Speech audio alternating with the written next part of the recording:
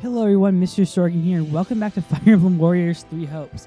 Today we're taking a look at Dimitri himself, the leader of the Blue Lions, and also, this is not his costume that I have in the thing.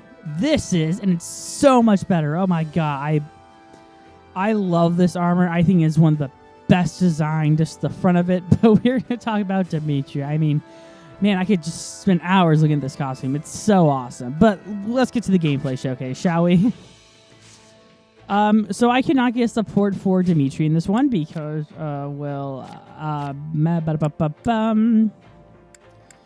because of the game technically being finished, and he mainly had with to do, which it worked. I'll have Rhea in this one if you're wondering why I have Rhea there. It's because I was writing them up. That doesn't sound right. But we are using Dedu, his right-hand man. And if you could, be sure to like, comment, subscribe, because it does help us out. And we're going to talk a bit about the line himself. Dimitri. Dimitri is a great character. He is borderline insane, but his insanity is so well written.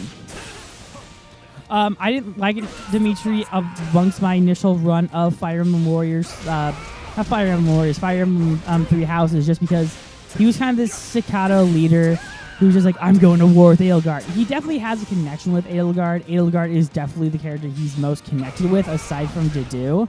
And that's because it is technically his stepsister. His father was murdered, and he believes that the main problem is that he believes that Edelgard is responsible for his father's death, which is not a bad assumption. I mean, it's not horrible. I've heard worse assumptions out there. But yeah. Hi, Meridian. Meridon. I have no idea how to pronounce that either, so yay. So yeah, his whole thing is he is upset about his father perishing in what he believes was from the Black Eagles, and led by Edelgard, which is what causes him a lot of his grievances, and he's forced to become king at a really young age. But he does become insane. He does lose his eye in a battle. It's just because a lot of stuff has happened to him, and he is very much affected by this war, and thus causing his insanity. He does some reckless things because he feels like he has to win this war, and I really love that. It's just like he doesn't, it feels earned. It's not just kind of rushed. It's like, yeah, it makes sense because, well, he's been affected by all these battles and so forth, which works really well with them. And again, he's not missing an eye in this storyline because the event that happened didn't really happen, even though we don't really know what happened because it's during the 5-year war. Which makes a bit of sense. I don't know. So yeah, that's his storyline. So yeah, destroy them, please, Dimitri. That'd be swell. Dimitri has a spear, and his right-hand man is Dedu. A lot of people, they think that he's romantically involved with Edelgard. I think if maybe they weren't step siblings, it would have worked. That way, it'd be a bit less creepy if they wanted to do it. Sorry, I'm waiting to use my super. Because why not? So yeah, a lot of his goals in the game is to beat Edelgard. He will do anything to beat Edelgard. He's one of the few characters that's willing to openly align with the church. He and Claude are actually the ones who are willing to align with the church, but Claude is a bit more skeptical of the church. We'll talk about more of that in Claude's video tomorrow. I am looking forward to Claude. I love Claude, as you can tell already. So yeah, sorry, I had to scratch my face. I point to bring that up, it's just like, but I had to do it. So yeah, there's a lot that goes into Dimitri, and I love the voice actor. He does a good job. He has this really regal quality. I think a lot of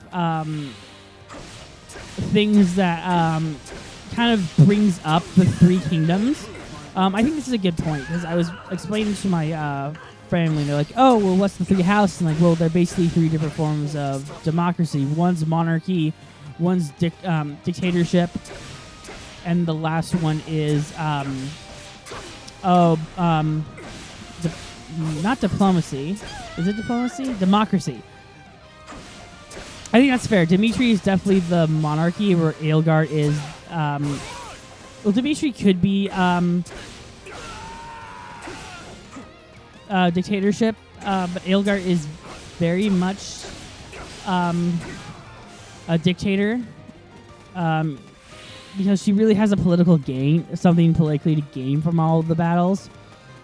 So yeah, that's where my stance comes from. But man, I just love this outfit for Dimitri. This is what you get when you superclass him. It is his best outfit. It looks really cool. Again, I'm surprised no one has made a cosplay of this. To my knowledge, it just feels like it's obvious in the cosplay. I'm just like, come on, it's a Dimitri dressed like this. How could you not do this? It just makes so much sense to put him in this costume and cosplay him. I think it's obvious, but I don't know how many people have played Warrior, so yeah. This is actually one of the better Warrior games, if you want my honest opinion. I played this and Fire Emblem Warriors. I have Hyrule Warriors, which I'll cover down the line. I'm actually thinking like maybe summer, but not 100% sold yet on doing that, because we are covering a different game in the summer. Also, I'm starting to record a new game for the walkthroughs.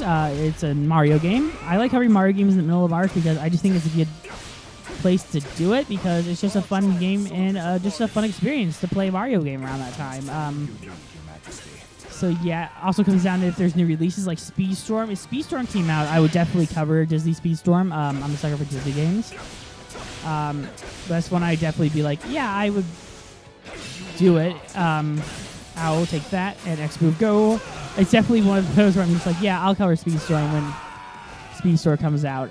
There is somewhat of a campaign, but I do want to play for character showcases as well. It seems very live servicey, which always has me really concerned. I don't like live services because I feel like if I spend money on it, I'd be wasting my money. Okay, thank you, Dudu. Dudu is great to have us as support, by the way. So, yeah. Yay, good job, Dimitri. Because we do not have support for Dimitri, we're actually going to go a bit longer. We're going to go 10 minutes gameplay. But that's just because we do not have support with him. And I think it's only fair if we don't have support for a character. We are going to do a longer gameplay, which I think is fair. I'm going to try and get some supports built up today by playing some of the games. I'm playing some of the game, but at the same time I need to record some Pokemon, get those up and ready to go. So yeah,